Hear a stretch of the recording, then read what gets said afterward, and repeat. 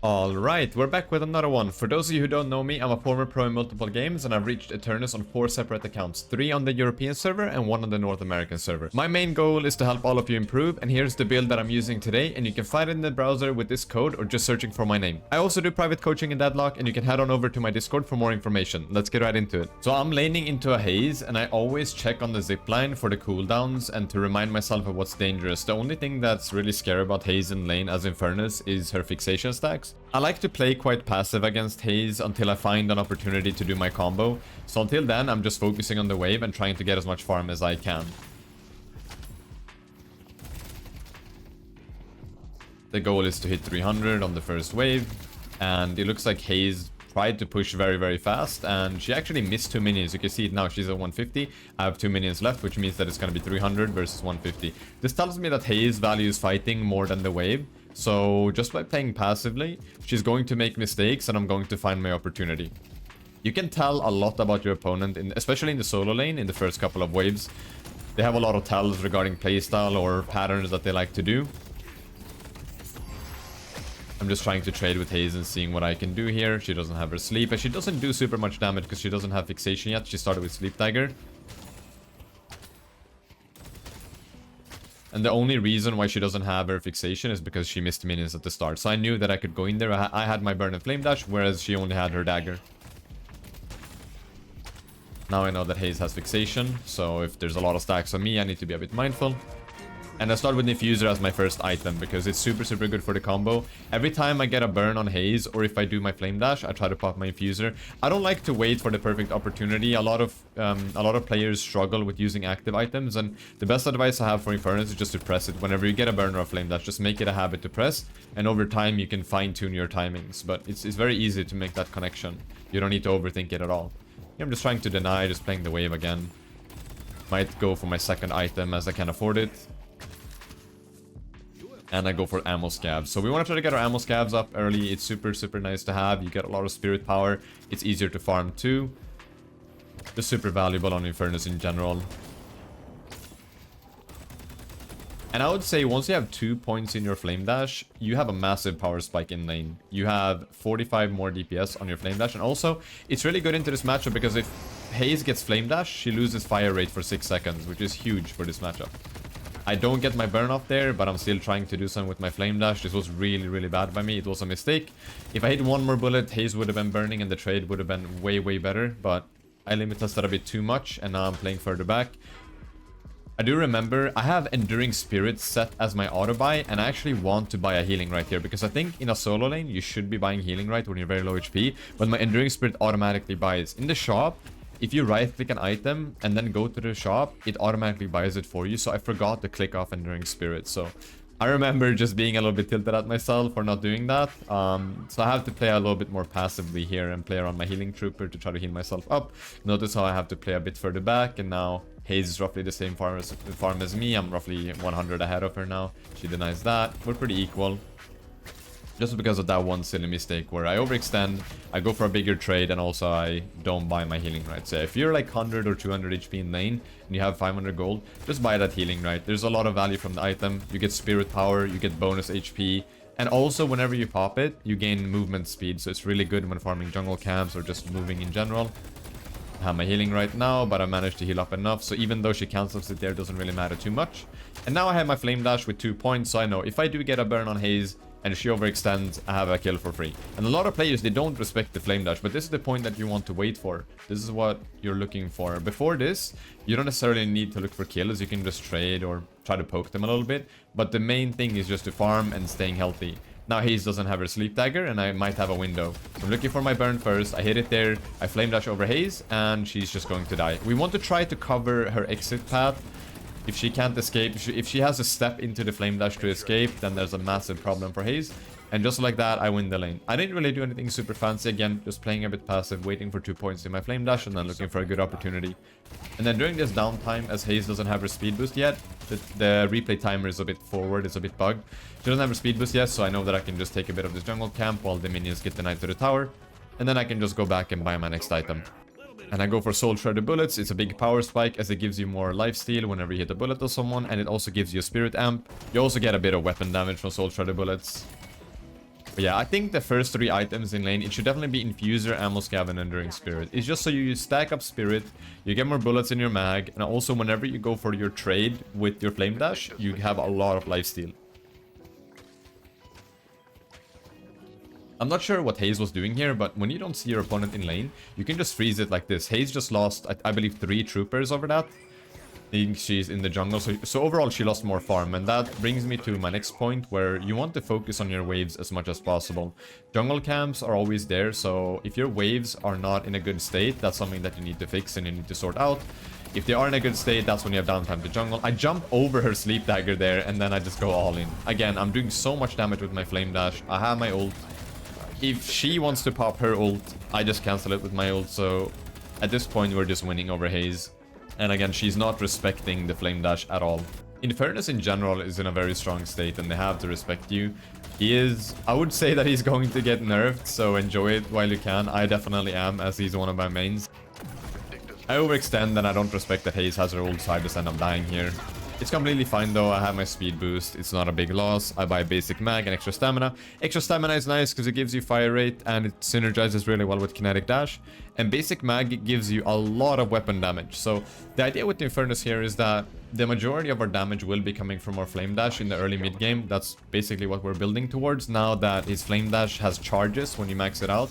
So items like rapid recharge are just absolutely insane on him.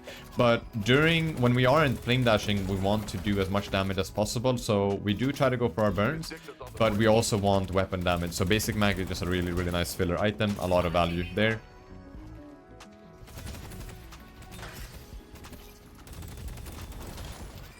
And my next goal here is just to try to get the tower down as soon as possible. Just to open up the game a bit and just to allow me a bit more freedom. I don't like being stuck in lane. Something that you can also do is whenever your waves are shoved in, you can look to gank the side lane if there's any opportunities there. You can go for jungle camps, which Infernus is very, very efficient at. Just putting a burn on the big one there and flame dashing and popping Infuser is enough to kill all of them. So very, very efficient.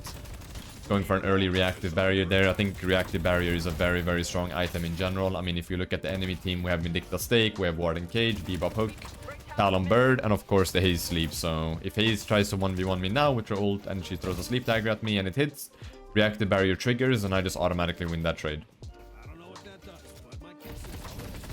Haze is overextending a lot right now. I know if I get my burn on her, I can just go. I pop my ult. She tries to jump up, but yeah, we just have so much damage as Infernus, and it's not really because I'm 1k up on Haze or 2k up on Haze. It's the fact that we have 2 points in Flame Dash, and if you do get your burn on them and you manage to Flame Dash over them with Infuser on, you just do so much damage. I buy my extra charge there. It's I'm about to have my Flame Dash maxed out, which means that I'll be having 2 charges on my Flame Dash. You can parry towers, you can get a heavy punch in there just to grab them a bit faster. You can also flame dash over the tower. I hear Haze stealth there, so going a bit further back. Haze knows that she can't really trade. I'm not sure why he's playing this aggressive. I've noticed that once you reach mid elo, higher elo, this is an ascendant lobby, I believe. Once you reach a little bit of higher elo, people tend to have egos and they just keep fighting you for some reason. I'm not sure why. I am way stronger than the Haze right now. Even though I'm winning here, the game is quite even. I mean, it's 43 against 42k. The laning stage doesn't matter super much. Obviously, it's very nice for us. That's also why I like the solo lane in general on carry characters, because you can just get very big.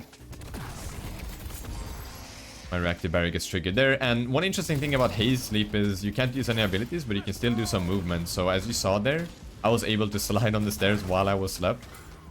I try to not overextend on the Haze here. I could have probably done a tower dive, but towers do a lot of damage in this game, and I don't want to throw my lead in any way. I'm just gonna focus down the tower.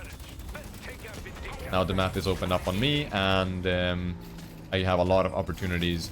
Another thing that I want you to think about whenever you play games is look at your objective damage in general. Check your last 5 games and just have a look at your objective damage. It tells you a lot what type of player you are, and I think that objective damage is extremely underrated, because when you have a lot of objective damage, that means that you're pushing forward in the game, because objectives don't really regenerate HP until later in the game, the final objectives. But For example, towers, walkers, all of this matters. You need flex slots, you need global gold for your teammates. So if you have a lot of objective damage, you've actually done a lot of things in the game. I've had a lot of players come to me where they finish their games with 50,000 damage and they're top fragging and they're blaming teammates and they don't know why they can't win. And every single time I just point out their objective damage, and it's basically a big wake-up call. So if you're not sure on what to improve, have a look at objective damage. I know some of you are doing a great job, so don't worry about it there, but some of you might need that advice, so definitely just have a look at your match history and check. I get my rapid recharge there, so I have a lot of charges on my flame dash, and now I basically have 100% uptime on my flame dash, so this is where I get hyper efficient, I get very, very strong. I do overstep there, I tried to test my limits against the Talon, I get caught by the haze, but it's not a super big deal. Talon does get picked off by my Wraith, and she basically saves my mistake, which is completely fine. Looks like my team wants to deliver the urn, so I might be heading there, or I'm actually going to Warden. We have the numbers, they have the numbers, they got the kill on Talon, and we know that Warden isn't there. So it's 5v4 on the right side of the map. And Warden just oversteps here. Again, if you see people doing these things when you're building like we do on Infernus, just use the flame dash, just go for them, and yeah, you'll have a very nice day. Even if you aren't doing this flame dash build, I mean, you can still do a traditional Infernus, it's completely fine. But I think that this is the way that he's supposed to be played right now. Again, a little bit broken, but we need to use whatever tools we have. So if someone is overextending, just go for it. You have a lot of flame dashes. We're in general very safe. We're also going to be building Ethereal Shift as our first 3k item, which means that if we do get CC'd, or if we have somebody chasing us, we have a tool to escape with, or at least buy a bit of extra time with to get our next flame dash out. And don't be scared to use your flame dash for rotations, to get to waves faster, to jungle faster. We have a lot of flame dashes now in Infernus in general, and you can be very efficient with good macro.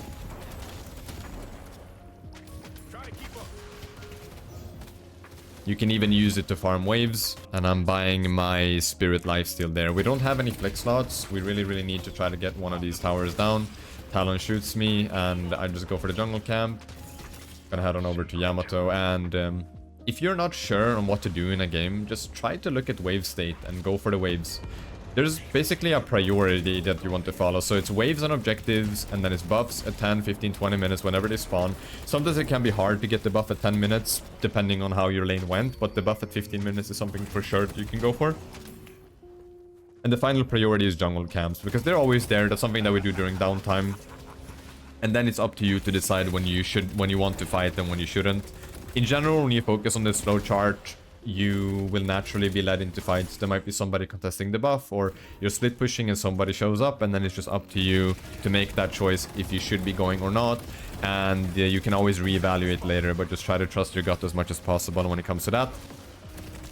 When we have our flame dashes like this, it's very fast to farm tier 3 camps as well. So I just burn them all, I use all of my mag, and then I press my 1 and I flame dash over them. Makes it very easy, and that was during downtime, right? So I can make a choice here if I want to go for the wave. And always when you're pushing waves, try to push 2 of them, because that establishes an automatic push, and it will be pushing towards the walker or whatever objective is next, which might bait somebody out from the enemy team. But the key is to always try to push 2 waves. And now I can make a decision here. Do I want to go for the walker? Do I want to join the fight on the right side? Do I want to go back to my jungle? There's a lot of different choices that I can make. Also, the buffs are coming up in a little bit. But during this downtime, when the waves in general on my side are good, I can just farm the jungle camps and just generate as much gold as possible. I definitely want to go spend my money. I do not want to fight, as I have a pretty big bag on me here. It is a little bit scary. Abrams is getting caught by the Vindicta, but I also know that I'm very strong. And on Infernus, again, we have so many flame dashes, so in general we can just go for a lot of fights. When you feel strong and you want to limit us a little bit, be my guest, because you can get out very easily. We have so much lifesteal with Soul Shredder bullets, with Infuser, Enduring Spirit lifesteal, and all that stuff. And now I have my Ethereal Shift as well. And Ethereal Shift is so nice because when you come out of it, you have 20 spirit power, 40% spirit resist, and movement speed for 5 seconds. So you come out of it stronger, so you can flame dash in, press Ethereal Shift, and then when you're out of Ethereal Shift, you can just press your flame dash once more. So it's again hyper strong. You see the damage output that I have right now. I'm just huge in this game right now, and it's only a 7,000 difference between the teams. I'm very big though. I'm on 18k. I have total control over this game, and I can just run the enemy team over. But just notice how many flame dashes I have here. And one interesting thing is, as well, I think this will get patched, but you can flame dash and then press your ethereal shift, and it continues the flame dash. I definitely think that that's a bit broken. I think that's something that they will be reverting. And here I'm just going for the buff. I'm asking the Mo. I remember asking him if I can take it. I have a lot more money than him. I'm 5k up on him, and the survival buff is just insane value on Infernus. Then during this downtime, we have Mo in the bottom left going for the waves, so it's a perfect timing for me to just grab some jungle camps. Again, just sticking to the basics, sticking to the flowchart, just doing what I can to get huge on this character. And Infernus in general, he wants a lot of gold. He needs a lot of gold to be effective, and with the flame dash changes and the charges that we have, you can just be everywhere. You can get the waves, you can get jungle camps, you can be at the right place at the right time most of the time if you plan correctly and have good decision making. But yeah, you just have so many tools on Infernus now that enable him, and it just feels very, very nice because I was playing this character in Eternus when he had a 40% win rate, and he was just in a horrible state. So I'm very, very happy to have grinded out the character, and now I'm finally able to use him when he's actually strong. I had an interesting suggestion on Twitch from one of my viewers today when I was streaming, and we were talking about what could it do to rework Infernus, because the charges on the flame dash and building around rapid recharge, I don't think that's Infernus's identity. I don't think that's what it should be. So he came up with the idea that what if his 3 ability, when you max it out, has sort of like a mini ricochet.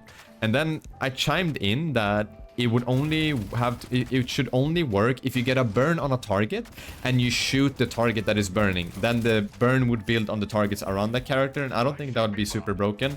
If they would revert the charge changes on the flame dash, of course. If they want to just bring back old Infernus when he was bad in order to put him in a better state, that might be a fix. Maybe you have some ideas, feel free to share them in the comments down below. I'm super happy to hear your thoughts on Infernus in general. And here we're just contesting the urn. For some reason the enemy team wanted to deliver it, but I made a call for us to just be here. I am very, very strong, so I can kind of pick and choose my fights right now. I can even go for the walker as I have my ethereal shift, so I'm quite safe. And even if I do get slammed by the walker, I do have my reactive barrier that triggers, so I just get a bullet shield and a spirit shield whenever that happens. So I'm just in a very, very big state to just die right now, and we're just gonna go and chase down the Vindicta. And then once you have your ethereal shift, we just go to a traditional Infernus. So you notice how I have toxic bullets. It's just an incredible item. It burns 2.75% of their max HP instead of 2.5 in this patch. So overall a toxic bullets buff. And towards the mid-late game, the enemy team will normally build items to counter you. They will be more mindful around your abilities. So just having the option to play a bit more traditionally where we hover the enemy team is just super, super nice. And also with the number advantage that we have there, I just called to go for the mid boss. They can't really steal it. And another nice thing with the ethereal shift is that you can press your ult and shift, and you can stun the enemy team safely as long as you have a teammate there to punch it. So it's very, very nice. I do believe that my next item will be Ricochet. It's the first 6.2k item that we want on Infernus. Again, we're looking for the traditional playstyle now after ethereal shift, because I have all the items that I need in order to enable my flame dash. Another item to consider after ethereal shift, if you really need it, is debuff remover. It just makes sure that you can't get shut down. You know, if they put a cage on you, if there's a Vindicta stake, if they buy knockdown slowing X or whatever, you can just cleanse it with debuff remover. Just in general, a very, very valuable item to have. And here I have Ricochet, so I'm just applying my burn on 3 players. Also focusing down the walker. So yeah, we can just hover the enemy team. I don't really need to do anything big.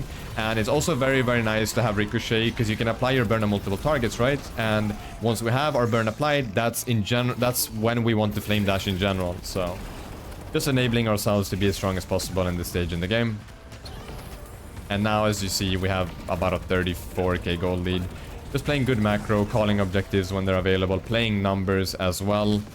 And since we have the rejuve, we can go very, very aggressively into the enemy base. We can take fights if we want to, and if we die, our respawn timer is halved compared to the enemy team. So if we trade 3 for 3, we'll still be back faster than them.